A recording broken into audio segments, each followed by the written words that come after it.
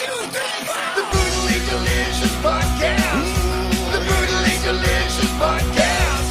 The Brutally Delicious Podcast. The Brutally Delicious Podcast. What's up, everybody? This is Dark Macek with Brutally Delicious, coming to the review of Ambush's brand new album, Evil in All Dimensions. Okay, so Ambush was a band I thought I'd heard before. That's because it is such a good band name that I think I was confusing it with Whiplash or something, or maybe Onslaught. It's one of those bands I thought was still going from like the 80s, but are apparently only about 10 years old. Well, kudos on sounding familiar. What we've got here is great classic metal. I mean, it's 2025, but this sounds so classic, yet also doesn't sound dated.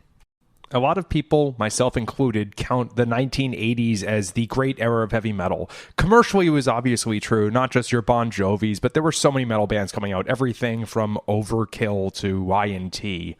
And this almost sounds like a kitchen sink variety of most of that. I don't think they sound like Bon Jovi, and I definitely don't think they sound like Slayer, but a lot of the rest of it, and what most of us define as 80s metal, is very present here.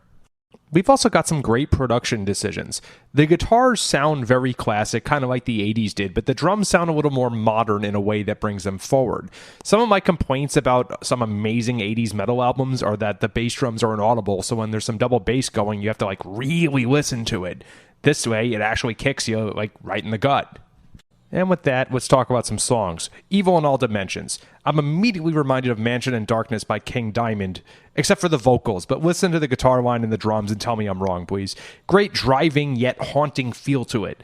This is one of the most underdone styles of 80s metal. There's a lot of stuff, people doing the hair stuff, a lot of people doing the thrash stuff, but that sort of King Diamond-ish minus his vocal style is sorely missing from most of the quote-unquote throwback, retro, whatever the fuck bands.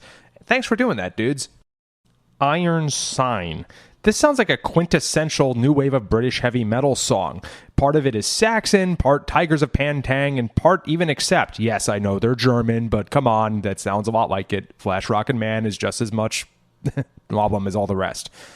Killer solo. So when I say Tigers of Pantang, I really mean John Sykes, and that is high praise. I Fear the Blood.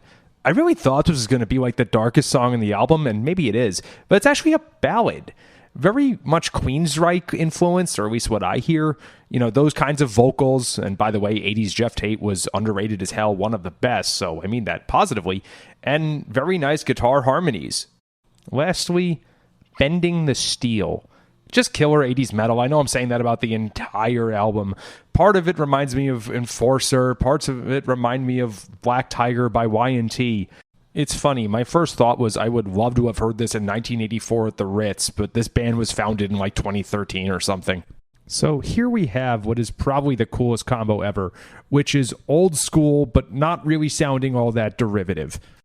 It's almost like Nirvana never happened instead of dudes just looking back and saying, oh, we need to sound like it's 1984 again. Many other dudes who are roughly my age can remember the dark years where there were no guitar solos or even melodic singing in most modern metal bands. This makes me think, hey, that's what it would have been like if this were still going strong when I was in middle school and Guitar Heroes were still a thing. Thanks for putting this out. Definitely looking forward to checking out the rest of your discography. Skål. Rock on.